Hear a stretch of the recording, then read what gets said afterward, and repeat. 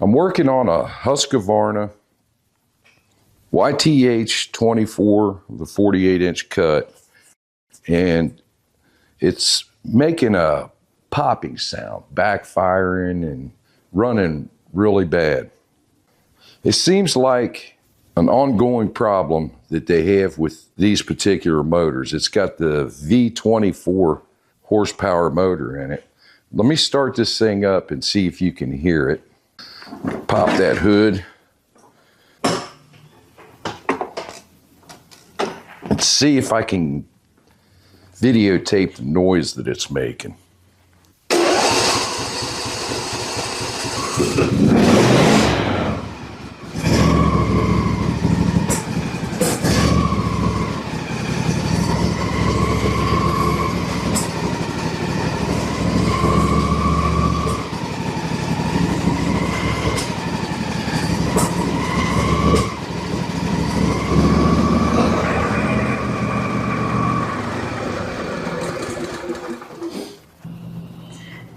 It's very faint, but there are times when you can hear it in the engine really bad. The engine will actually bog down a little bit. So I'm going to move on and tell you the things that I'm going to check on it. These engines have a plastic intake manifold, and they separate. They come apart and they leak.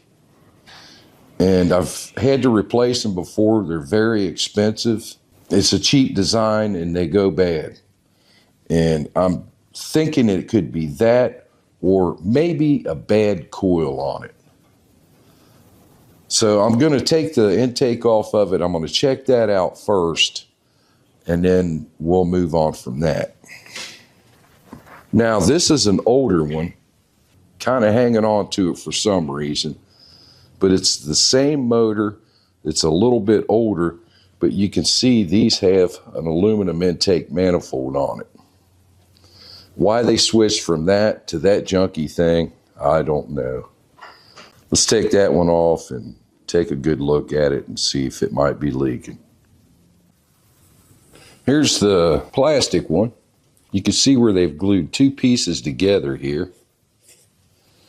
And this side looks okay. But if we move around to this side, you can see where it's coming apart. I didn't measure it, but I believe that the other day, this was separated a lot more than it is right now. All right, get the cover off. I'm gonna take this off there first. That was a 5/16. These are standard size bolts. This one's a 3/8. There's a bolt behind here on this side, one there on that side. You don't have to take them all the way out. Just bring them out about a 1/2 inch till you start seeing the threads. Go back to the 5/16, and I'm going to take the fuel pump off of it.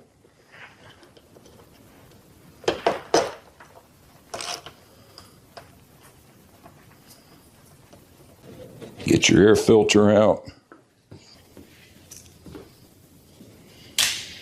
There's two little 1/4-inch screws right down here. And it'll lift right off of there.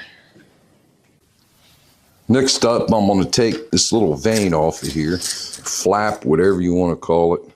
It's got a 3/8 nut on the top of it. And this operates the choke over here. You have a thermostatic choke down here. It goes to that. And when the RPMs are up, it just guarantees that that choke's going to be open. So get that spring off of there. That off. I don't want to drop nothing. Spring's going to go right there. And got a little Z down at this end. Should be able to get it out of there. There we go. We'll go underneath and I'm going to unplug that solenoid. Remove the two breather hoses behind where you see the arrows point. Next, you can remove the fuel line and clamp it off.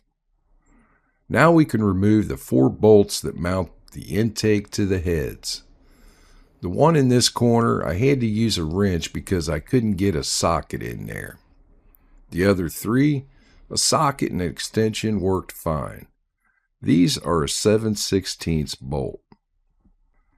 The choke rod snaps in place with a plastic clip, and you should be able to pop it off with your fingers fairly easy. Turn the whole assembly sideways, and you're now able to unhook the throttle rod from the governor lever. We got her off. Now, let's take a look at this thing on the bench. And we're going to be focusing on this area right here. Here's the manifold, and then there's a gasket. And then there's a space in between that where it's warped. I got a 14 thousandths feeler gauge, and I could go bigger, and that slides right down in there. This is where the majority of them leak. If you flip it over and look at the back side of it, along this part of it right here, there's a gap here too. So this is warped right here. I'm going to show you two ways to do this. There's going to be the unguaranteed way to do it. Could be a temporary fix. It could last a while. And then I'm going to show you the permanent fix for it. To take this thing apart, start out, we've got 4 number 11s, break those loose, and we can remove the breather. Pull this gasket off. Take a 5/32 socket, break these studs loose.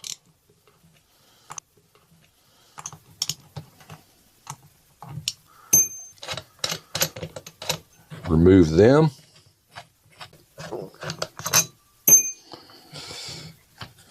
And our carburetor's separated. I'm using 120 grit sandpaper, 4 inches wide from a belt sander. It's stapled to a 4-inch wide flat board, about 18 inches long. I had to elevate it a few inches, as you can see with that 4x4 beneath it. I'm holding the face of the manifold square and flat, moving it back and forth, and every now and then flipping it around to keep things even. I'm going to flatten the face where the carburetor and manifold mount together. When it's all done, it should look just like this. This is just one of 3 ways that you can fix this problem. 2 of which I'm going to use the old intake manifold. You don't necessarily have to, but I prefer myself to sand that down like I just showed you. I've got it nice and flat, a flat surface for my gasket, my carburetor to mate to, or you can skip that step and just use silicone. I'm going to use silicone anyway. I got a new gasket right there, and I'm going to go ahead and just coat this part of it with silicone. The bad thing about it is that this is going to warp again. The brand new ones, they're going to warp. It's a bad design, and that's just what they do. They warp. And my main area of concern is right around the holes right here where they go in. I still have my old gasket on there. I'll put my new gasket on here where I just put the silicone. Okay, I don't want to get any silicone inside my carburetor, so I'm going to take this piece of plastic.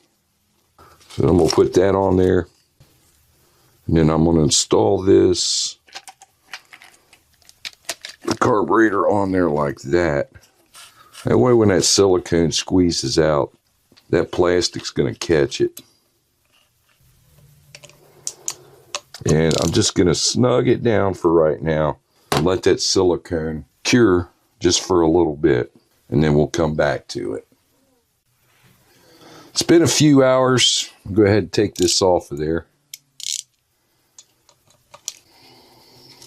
Get our plastic off, and then I can clean this silicone up that's kind of oozed out over the edge of it.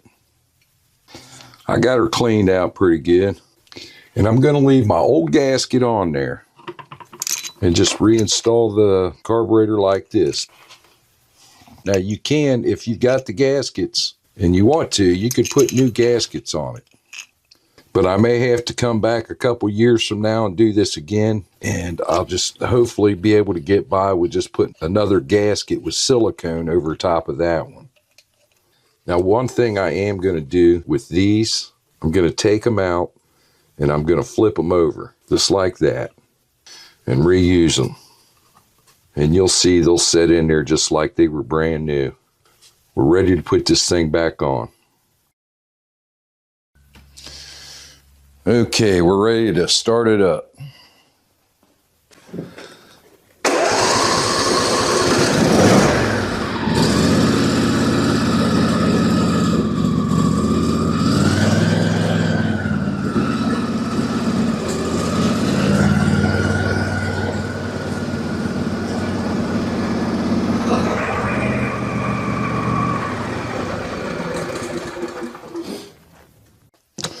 This is an original Briggs and Stratton part. Part number is 797503. And a lot of the websites will show you this part right here, when in fact it's aluminum. Look up that part number. If you have any doubts, call the sales company that you're dealing with. Have them check, make sure that it's an aluminum intake, and it should come with all the other parts that you need to put this thing together. These are mainly for the professional series, commercial type mowers, but it's the same motor. It's just they put these on the commercial type, and then they sell these to the residential box store places, and it just makes it a lot cheaper. The only difference between this one would be this little tab right here where the spring that comes off of the vane hooks to. There's not one on here. I'll show you later on when I put this on where I'm going to hook that spring. That's pretty much the only difference between the two that you're going to have any problems with on the particular motor that I'm working on. Now, if you remember on our old manifold, it used this gasket here that has the metal plate in between it, that little thin thing. It's got these little deflectors on it.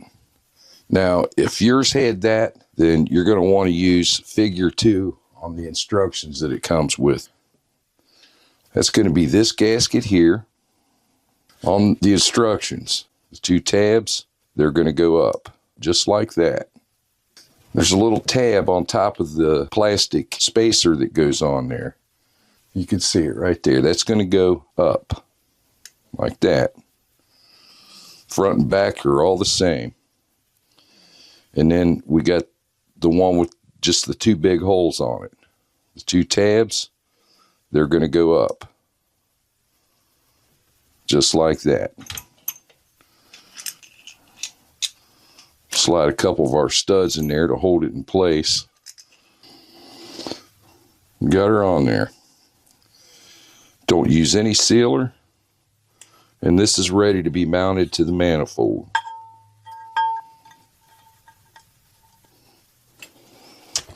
And then we're going to crank them down, just like we did before. Make sure our throttle's working okay. And then this is our new gasket for the breather. Put that on there. Install our nuts. And this thing's ready to go.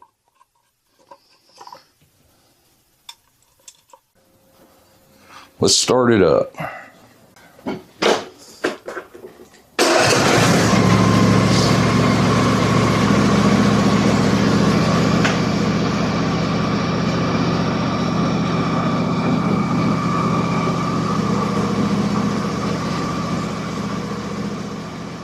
This is the model, type, and code located on the valve covers of these Briggs and Stratton engines.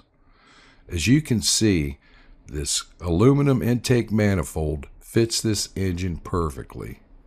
This intake will work on a lot of different models and horsepowers of this style engine with the plastic intake manifold. Just mount it as if you were installing the other one. Now, the repair on the plastic part worked out okay, but on this one, it wasn't okay. You can see a significant difference between the first start and then the start up after we repaired it. The problem was, if you go back to the beginning of the video, you'll see where it was separating on the side. It was still leaking there. I was still getting some popping noises from it. So it was trashed. If you're a homeowner and this is your personal riding mower, then you can make that decision whether it's good enough for you or not. With me, I have to get rid of it and have to resort to the permanent fix. If you made it this far in the video, thank you for watching. I hope you enjoyed it. I hope you got some good information out of it. Remember to hit that like and subscribe button on the way out and support my channel. Got a lot of videos up there, got a lot more coming.